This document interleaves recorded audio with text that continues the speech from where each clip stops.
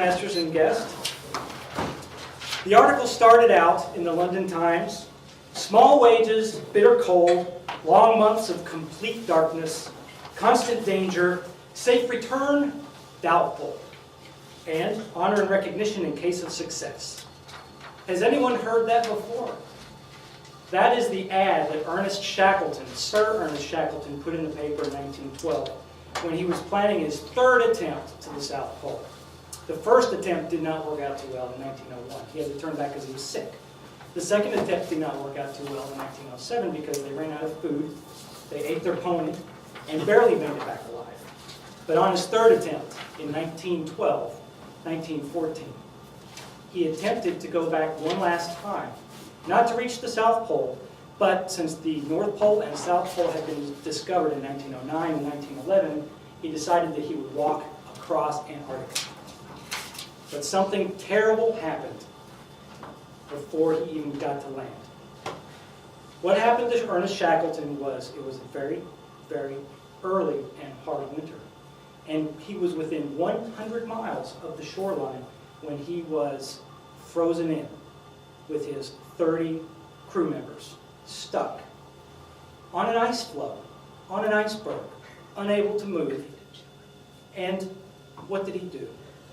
He demonstrated the most unbelievable leadership qualities, and this is his story. For 9 months they drifted, and they called it Camp Ritz. They had a good time. They shaved each other's heads. They had shanties. They sang songs. They took care of each other. It was wonderful, because they said, we'll just wait the winter out. We'll cancel the expedition. When the ice frees up, we'll go home. And when the ice started to loosen up, hoping for the breaks in the ice, some places got more compact. And they found themselves hearing creaking and the leaking of the boat. And eventually, the boat was crushed and sunk to the bottom of the sea. There they were, with all their dogs, the 30 guys, on a floating ice pack, with no way other than the 3 lifeboats to get back. Now, they were 100 miles off of the coast when they started.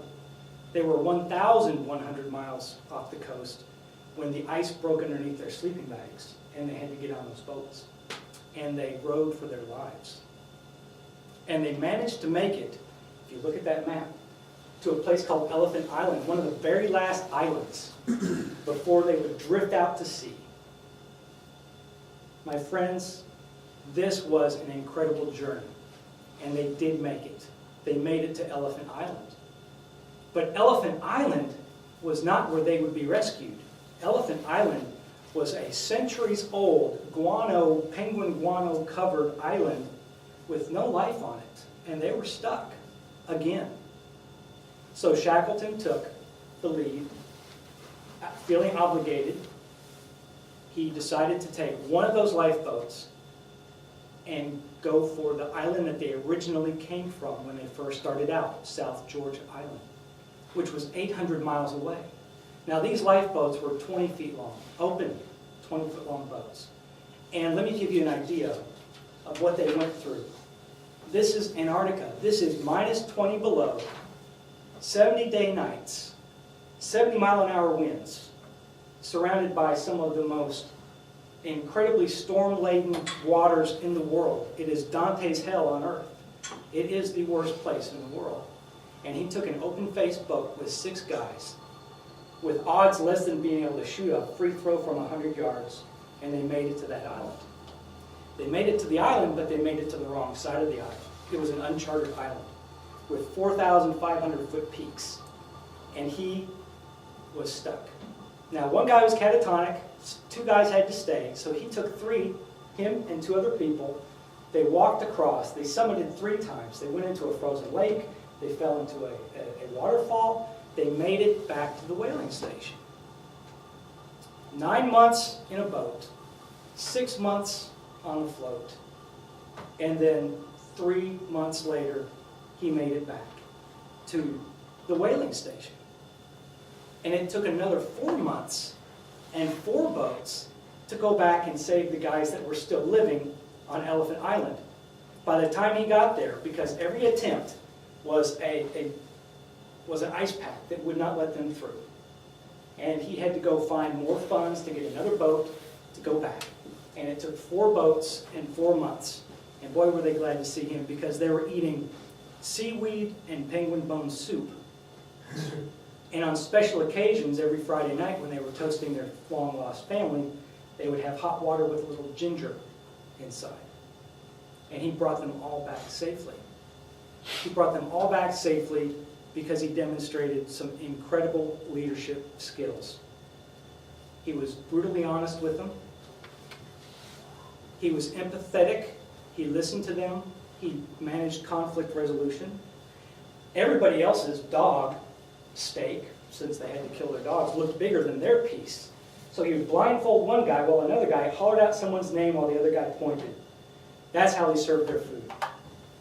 He emphasized optimism. They only were allowed 2 pounds per person to travel. They traveled a mile a day and then gave up twice because these peaks were incredible. Only 2 pounds. They had to get rid of the Bible, but they kept the banjo. And it made a big difference. And also they were very creative. Very creative. The cleats that got them over those 4,500-foot mountains were made from the screws of that last lifeboat that got them to that wrong side of the island. All of those demonstrated what Shackleton did. He led by example. He did everything because success counted on him, and that was his motto. Endurance. By endurance we conquer. Now, the most important part of Shackleton's trip, which amazes me, and you can get this on the Gutenberg on the web, and you can read this whole story, were the ways that they fought off the killer whales. And the killer whales would actually punch through 1-inch thick ice, creating a 12-foot by 8-foot hole, snatching whatever shadowy thing was above them. The stories that you read in this thing are incredible. Now, a leader is one who takes others in a direction they would otherwise not go willingly. And it might be hard for us to imagine people acting against their own best interest. And that's the deceptive nature of apathy and inaction and fear. And that's the evil of depression and despair. So I share with you this story to carry and share with other people. Millions of people with their own life adventures have, like Shackleton, been impeded and forced to wait out. And it's scary. And we can be that hero in tough times because we have to be for ourselves and for our family. So carry this story, and I hope you enjoy it. Madam Toastmaster.